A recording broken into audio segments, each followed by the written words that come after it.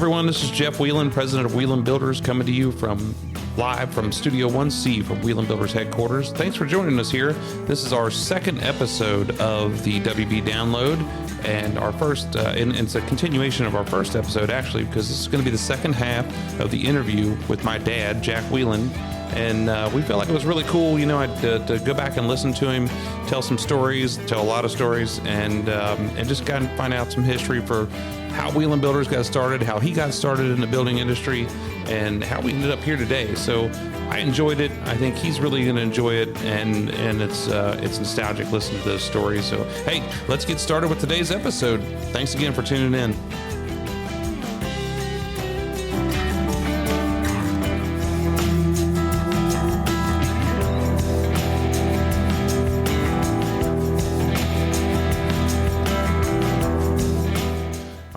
Everybody, this is the first part of our episode. It's called What's Happening Now, and for us in the building industry, what's happening right now is the IBS show, the International Builders Show, is going on out in Las Vegas as we speak. There's over 1 million square feet of showroom space, and there's probably a quarter of that is also in educational seminars that you can visit while you're there as a builder, as anybody who works in the construction industry, or if you're just fascinated with the construction industry, you can go, or if you just like Las Vegas, you can go there too. It's a great way to learn more, to be pretty much whatever you want. I've always spent more time in the seminars than I did anything, and I shouldn't say always. When I was younger, I probably went out there and didn't do anything but mess around, and then I learned the hard way that I have to probably go out there and learn. So the seminars are really what gets it, and are really great. They have some of the greatest speakers and a lot of opportunity to become a better builder while you're there. The products on the floor are really cool. As a custom builder, there's so many things that you can see out there that you get the opportunity to use, and we enjoy it. It's put on by our National Association of Home Builders, and also what's going on out there is they do our national board meetings and they do our national committee meetings during this show, and there's a lot of information that happens. So the board obviously runs our national association, and the committees are what supports the board.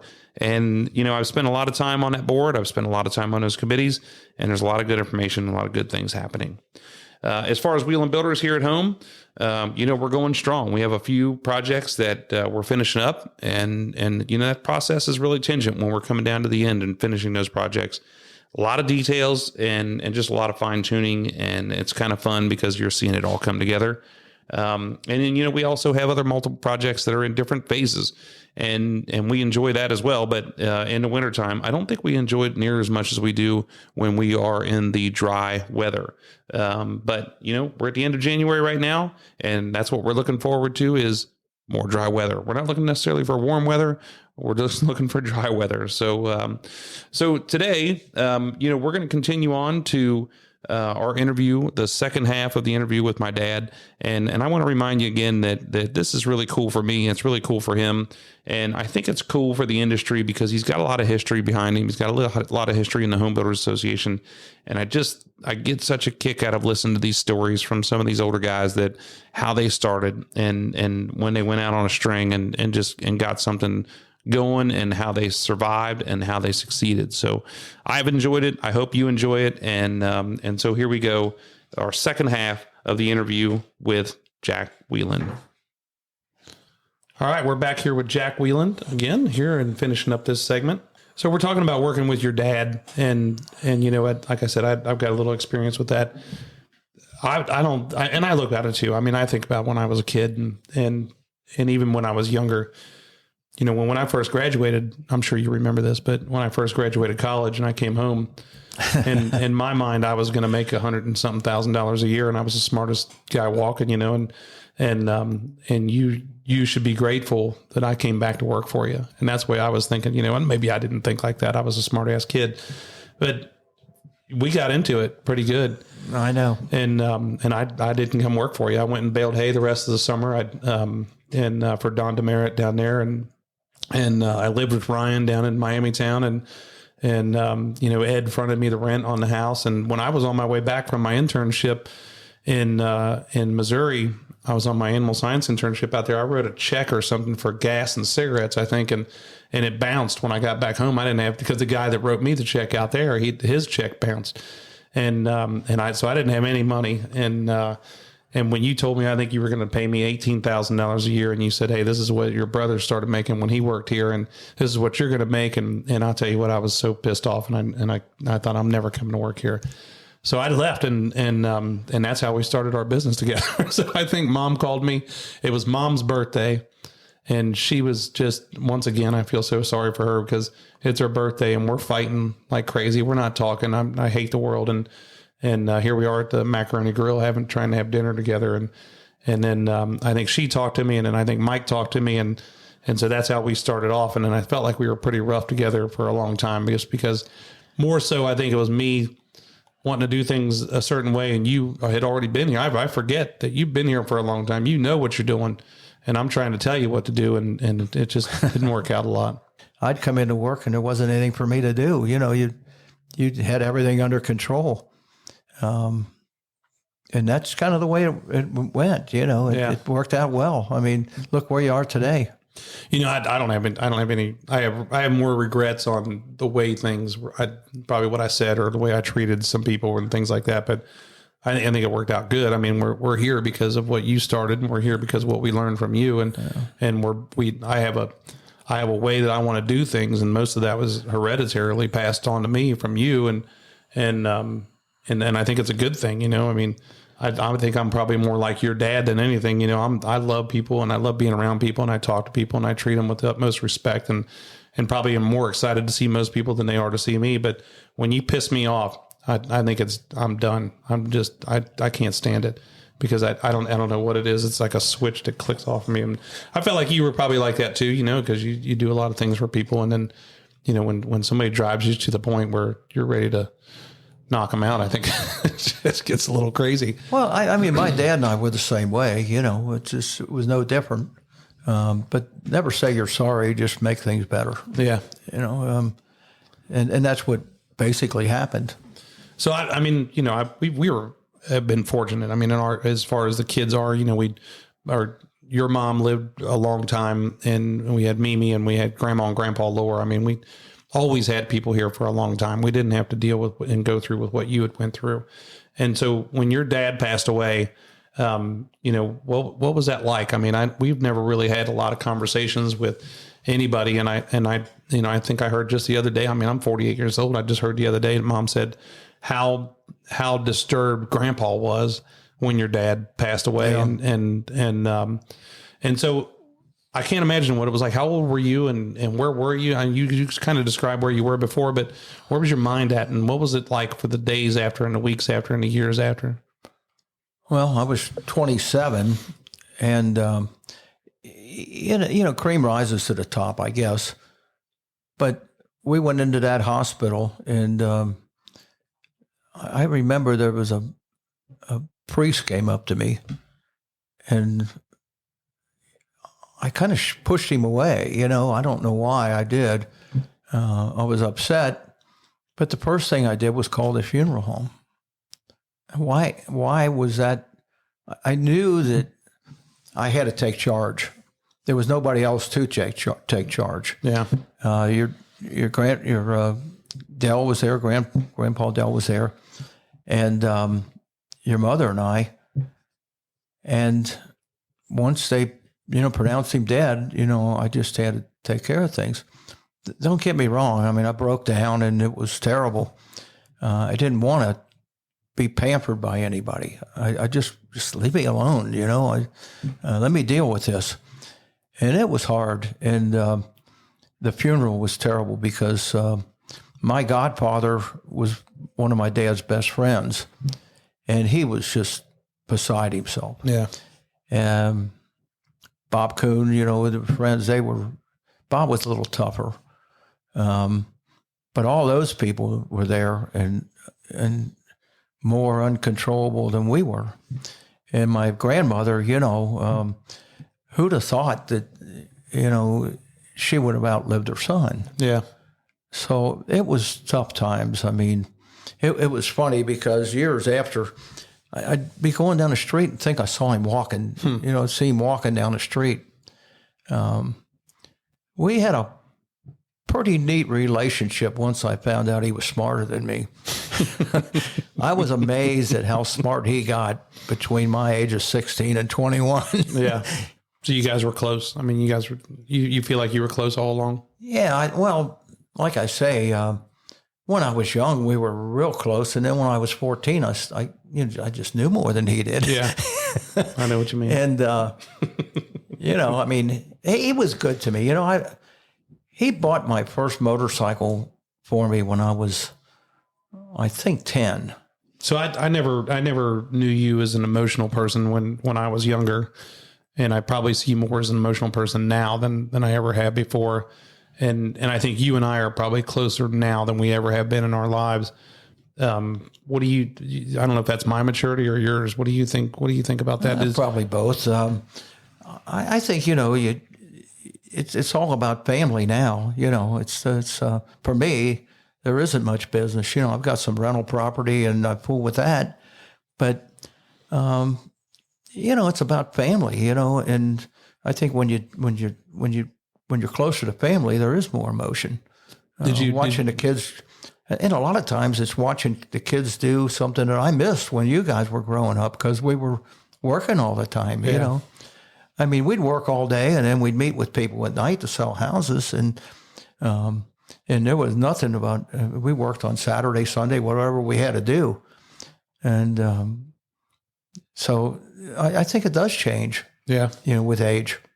I agree. I feel like I know it gets me a lot more different now than it does. So do you feel like your relationship with your dad was one that you desired, the one that you wanted, or do you feel like, do you look back on it and have any different thoughts on it? Oh, I think about conversations that we have that I wish I would have had with my dad. It was a tough guy thing. You didn't wear all that on your sleeve. It was, we were both tough, and I didn't take anything from him and he didn't take anything from me when we were,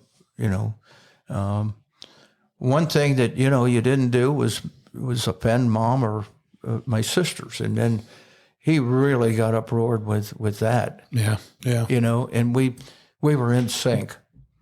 And that was neat. But there's a lot of things that probably, like you say, more emotional things I wish I would have talked to him about. Yeah. What about, were you closer with him than your mom, or was it vice versa? How was it? Oh, I think equally. I mean, my mom, she always was there standing up for me. In our house in those days, my mom was a housewife. And my dad gave her a check every week, and that's what she operated the house off of. And that's the way it was. But something I didn't know is that every Friday, he brought her a gift. Every Friday, he brought her a gift, some little gift. And that was pretty unique. So this relationship between your parents and mom and dad, or mom's mom and dad, seems like this dynamic duo, I mean, when you guys got together and just seems like it was the right fit, and grandpa and your dad got along really good. And I can see why, but, you guys are all working together, you're hanging out together, you become really, really close. And it's something that, is in my eyes, really, really cool. I always had a hard time picturing Grandpa Lore being a builder because he was such a nice guy. And I don't see builders, if you're too nice of a guy, I don't see how you make it. Cause a lot of times you got to be so difficult, so hard on people because they're so hard and difficult to deal with when you're dealing with trades. Well, I don't think he had the same situation as we had. He was most of the remodeling he did for people he knew. Yeah. And I think there was one guy that cheated him and he just let it go. Yeah. He wasn't a fighter, I guess. But that doesn't mean he can't be a builder. I mean, a builder is, someone who provides housing and knows the right product and how to get along with a homeowner and appease them.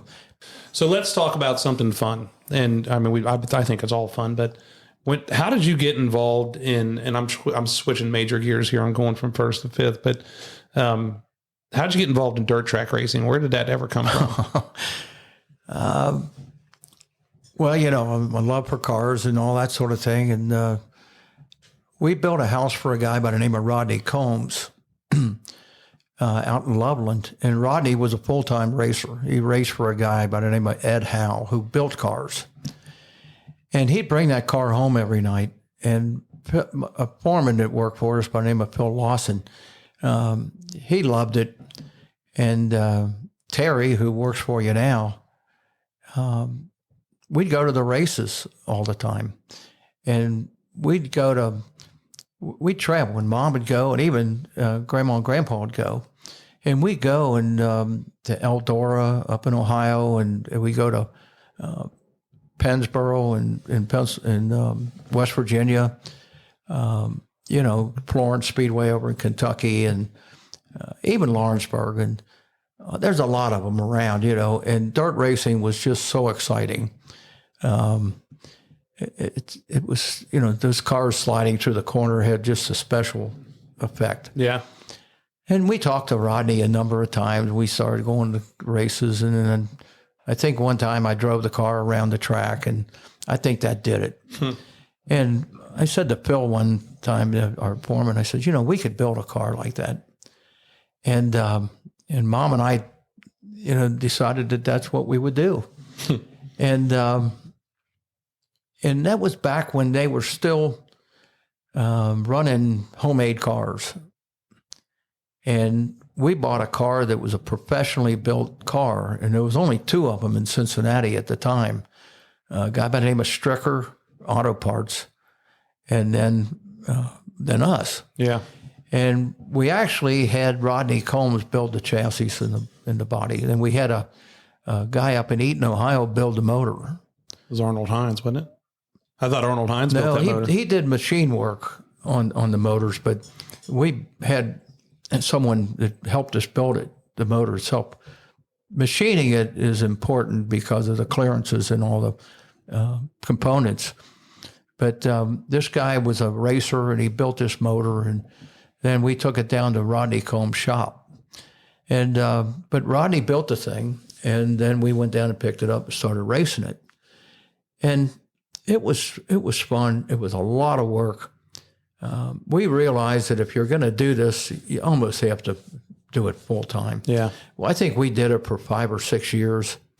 And during that time, it evolved, it became more of a professional sport. It was getting away from the good old boys.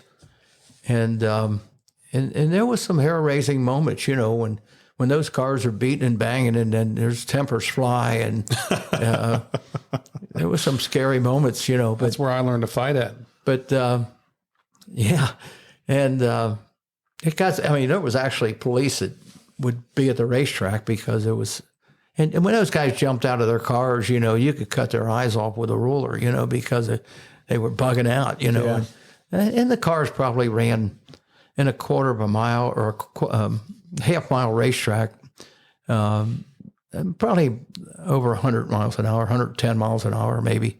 But they do it in 16, 17 seconds. And this is the era of 1980, 81, 82? Yeah, 79 to 80, 81 too. And it started getting so expensive because it was no longer a homemade motor. These guys were going out and having, we called store-bought motors, the professional motor builders, and they were paying $60,000 a motor, and it was time for us to get out. I heard. I thought you guys were on the cutting edge with that wedge car when you guys first brought it out, and I remember them, pulling you out of a race one time because you only had the lid over the driver's cage, and I heard Scott Bloomquist talking the other day on the Dale Jr. Download about when he first got his first wedge car, and he said everybody else is still driving those Camaros. And he's sitting over there in this thing that just looked like it was from outer space. And I remember when you guys went there, they had a lid that popped up and you went down inside of it, and it was wicked. We still had pictures of it, but it was really cool and really fast. But you always felt like guys were, when you had that car and everybody else was good old boys and they were running their normal stuff, that they were beating and banging on you a little bit harder than what they were. Well, they did. And that's where you had to make a stand. Strickers had some of that problem, but we had more of it because we were green. And in the end, I ended up becoming friends with some of those guys that we used to fight with. Yeah. And we had a guy by the name of Billy Teagarden who was a professional driver. And we had more fun with him. He was from Union, Kentucky, and lived on a mountain down there and been racing since he was a kid. And we really gained a lot of respect when we had him working with us. And so anyway, we sold the car, was it 86, something like that. And like I say, everything started getting more expensive. Yeah. But yeah, we were on the cutting edge. We bought this Howe car, was a car builder, but Rodney was the guy that was in charge of it. And he had a shop down. He opened a shop down in West Virginia. He moved down there and opened up a shop. And he went on and ran some NASCAR. In the end, he was a spotter for Hendricks Motors. Yeah. And then I think he's retired in Florida now.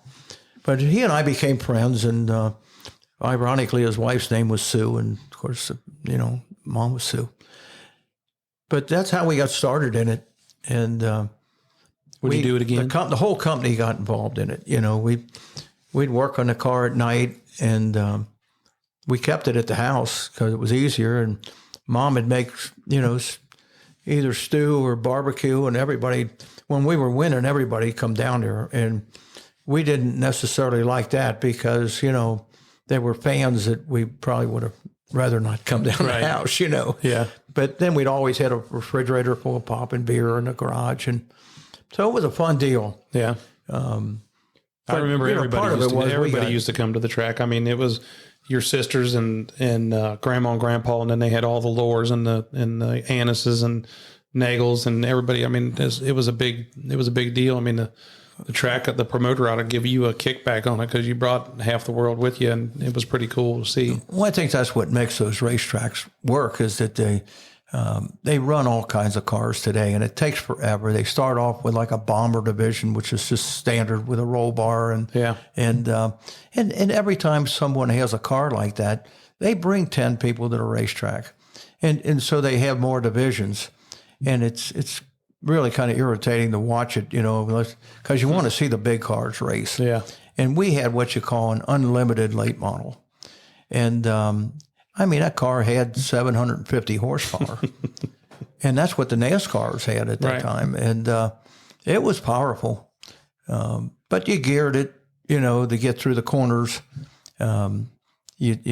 So that was the whole name of the game, is to get through the corners. Yeah. And then it was a drag strip down the front chute and the back chute. Well, that's what they say. It's you got the balls to put it in the corner and bring it out on the other side. That's what makes you a good racer and a good shoe. But I think that one of the things I remember most about racing is I can see a picture of a dirt track car and I can smell the picture. You know what I mean? I mean, it's like that brings back that smell of that Cam 2 and Turbo Blue and racing fuel and the dirt and the grease and everything that goes on with it was really, I'll tell you, a spectacular memory. That was our experience with racing. We still go once in a while, and it's still exciting. Yeah.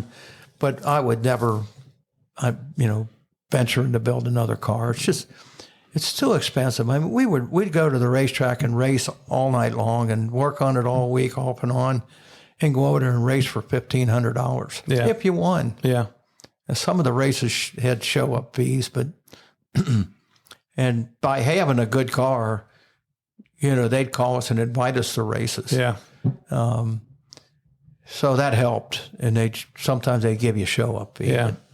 I think what rejuvenated it for me was just buying some lots from Richard and Hoffman here in the last, I don't know, but that was probably in the last 15 years or so. Yeah. And then, joining the club out there, the, Buckeye Auto Race Fan Club, and then just sitting around listening to those guys telling stories and bringing up old memories, and then seeing, when you guys started coming with me, and Uncle Steve's the one that really probably got me involved in that fish fry and stuff, but just a lot of really good memories and made a lot of good friends. So let's segue into that. Let's talk about one of the greatest things I think about you and Mom is your group of friends that you have and you had forever. And they've been your friends since you were in high school, and Rudy and Maria and Jerry and Linda and Tom and Tony and everybody that's in that group. And And then, so I don't know I can't remember how many of them there was of you. There was how many couples there were. It seemed like there was 10, and then their kids and then us. And we just grew, and it was just something that's so important to me, but I can't imagine what that is for you and what that feeling is for you. Well, there was your basic, I think, 6 of us, and we all grew up in Finneytown. Some of them went to Bacon, some of them went to Finneytown. I've always said this, and it may not be the right thing to say, but you meet a guy in a bar, or meet a guy at a ball game, and you drink a beer, you're friends for life. Women don't act that way. To take all of us guys and get wives to all get along was not a trick. It was just something that happened. Yeah. The funny thing about it is, we used to go to a place called the Inner Circle, and we go down there and we dance and have a ball, and it was live music. Guys like Gene Hughes and the Casinos would play there, and the Tour Clubs, and they were popular groups. We just always hung around together. I mean, I think we have spent New Year's Eve together at least 50 of the 60 years that we've been friends. Yeah. They're all good people. I think one of the things I've always said about every one of them was that made all of the kids look up to them was that they didn't patronize us, and they treated us with such respect, and we were on the same level with them. No matter what we were doing, there was never really, and I think for the kids, it was probably Rudy that was one that really pulled us together, and probably learned a few things you shouldn't have too. We learned a lot of things that we shouldn't have, but it also it also taught us how to entertain, how to be friends with everybody, and we used to have picnics and parties and things like that, and you guys would always be there, particularly the 4th of July party we used to have. But I think what our friends did for all the young people that were in that group, is you always had respect and were always able to talk to adults. When I was growing up, there was a saying called "little pictures should be seen and not heard," and parents would put their kids in a corner, and we never did that. Good, bad, or ugly, it's just the way it was, and we had a ball. We took houseboat trips. We did all sorts of things together. That picnic was the highlight of the year. Oh yeah. When we'd have it down there, fireworks, and we had the horses, we had the motorcycles, we had the swimming pool. I mean, everybody had something to do, and of course there was always plenty of beer. Oh yeah. And so, unfortunately, a few of them have died now. And that's horrible, when you've been friends for so long. Well, I think anytime anybody in a close knit like that, when somebody passes away, it's hard for anybody to pick up the pieces and make it be just like it was when they were still here. And I think people struggle with that differently. Well, it goes back to what we were talking about, being tough and strength. I mean, it would be devastating. Whenever you lose a family member or a friend like that. Yeah. So as we talk about this, when we talk about your friends and talk about everything, I think about a number of different things, but what's the greatest memory you have in your life? Oh, geez. Throw an easy one at me, will you? It has to be getting married and when each one of your kids were born. Yeah. So that has to far surpass anything else. So what do you think in your life? What do you think you want your legacy to be? Well, telling stories. What are people going to say about you? I think as a family man, I want everybody to say that I was a good husband and a good father. And as business, I want everybody to say that I was honest and treated people fairly, and built a product that suited the needs of a consumer. Yeah, and do all that without killing anybody. That's. I went and talked to Mike and Aaron Aunt Linda and Aunt Nancy and Mom. And I got one question from each one of them to ask you, and this is our lightning round, so it has to be quick answers. This ought to be good. Aaron asked, my sister Aaron asked, if you had any other choice, what would you have been besides a builder? Race car driver. There you go. Mike, we already talked about this, but Mike wanted to know how you made a decision to go out on your own and split from both grandpas. But I think we got to the bottom of that story pretty easily. We didn't understand the timeline, I think. Aunt Linda asked, from the time she was little, she always took notice and wondered what drove you to achieve all these accomplishments and have established in your life. What was your drive to do all this stuff? Yeah, I guess there was some ego, I mean, when I was younger, I was afraid of being nothing. I think that's a quote from a race car driver, that in that movie. But I think that was part of it. I wasn't very good in school. I didn't like school because, for 7 hours I was confined, and in those days, the teachers weren't as professional as they are today. I mean, they get up there and they were Gestapos, and instead of making classes interesting, now not all of them, two of them I'm still friends with today. But I think that was hard for me. Yeah. And so, I mean, I graduated from high school and I went to a year at UC at night, which was almost disastrous. Work 10 hours a day and go down there and sit in the classroom. So I guess part of it was, ego and the fact that I was afraid that I would fail. Yeah. Doing nothing. I couldn't stand it in a factory. It was, I couldn't sit behind a desk all day. One of the hardest transitions, and I don't want to go on too far, but one of the hardest transitions is we started growing a little bit, and I wasn't in the field every day. And I go out in the field and see that it wasn't done the way I did it, I'd go nuts. Yeah. I just have a pit. And I think you're that way. And I mean, you don't even let me trim your bushes at your house because I don't do it right. I always say that if my expectations are 100%, what am I willing to accept?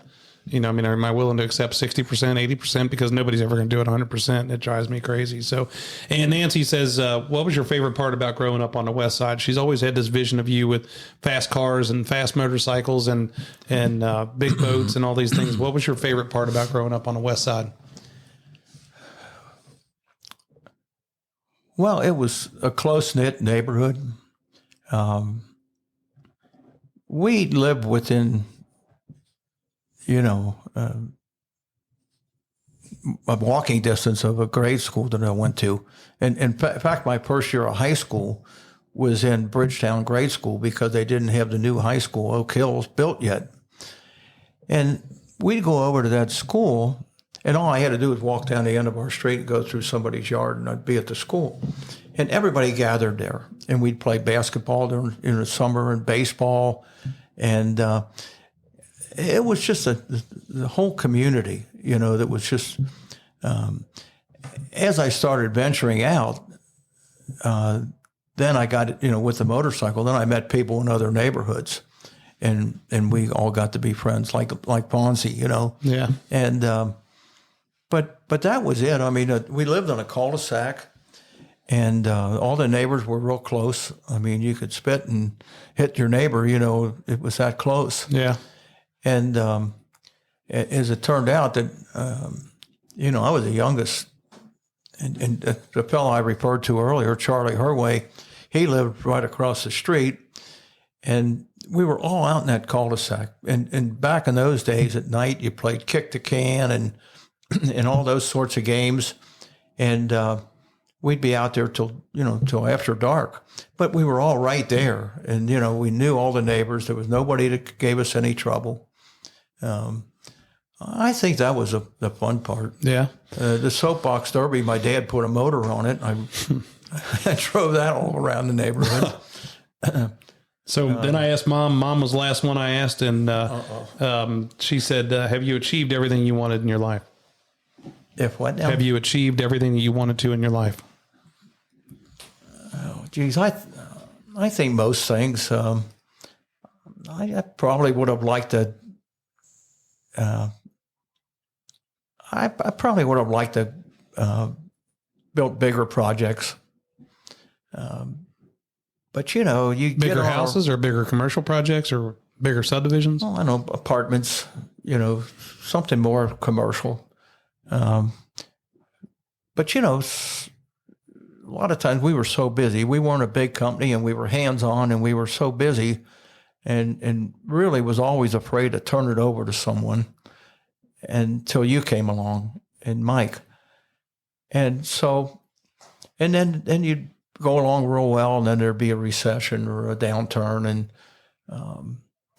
there was a time when I bought a piece of property and we were going to do big things with it. And then the crunch hit in 1980, and I ended up selling the property and actually took it in on trade for a 5-acre lot right next to our house, who I sold to one of the guys from the bank and built their house there.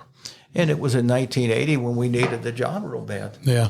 So, but all in all, yeah, I'm happy with everything. I mean, well, man, I really appreciate you doing this. This is our first episode, and I couldn't think of anybody else that I would want to have on our first show.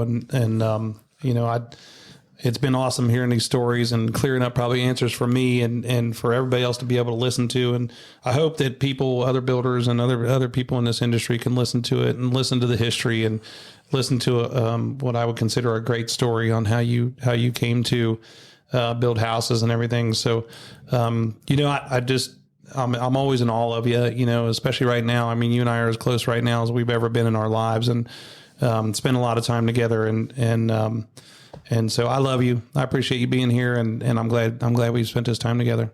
Well, I love you too, and I'm glad you asked me. I love to tell stories. Yeah, I know. Okay. All right. Thank you. You bet.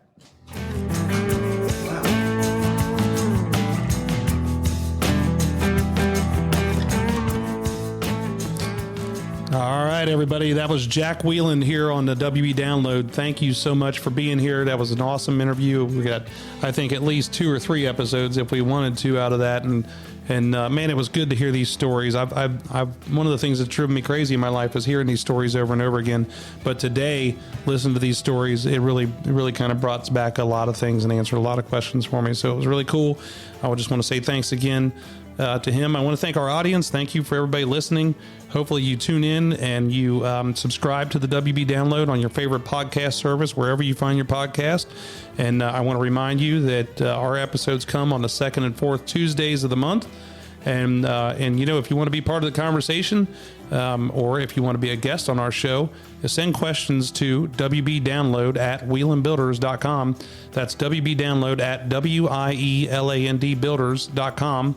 And for more behind the scenes of our podcast and to learn more about Wieland Builders and our award-winning custom homes, visit our website at wielandbuilders.com. That's wielandbuilders.com. Thank you, and we'll see you next month.